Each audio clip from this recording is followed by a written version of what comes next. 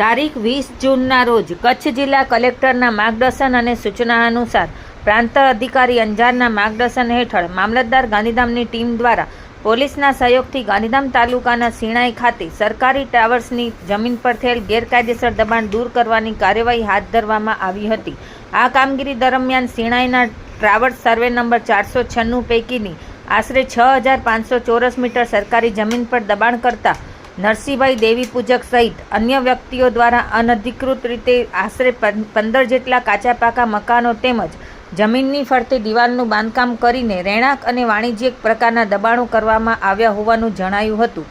મામલતદાર ગાંધીધામની ટીમે પોલીસ બંદોબસ્ત સાથે સ્થળ પર પહોંચી તમામ ગેરકાયદેસર દબાણો દૂર કરીને સરકારી જમીનને દબાણમુક્ત કરાવી હતી.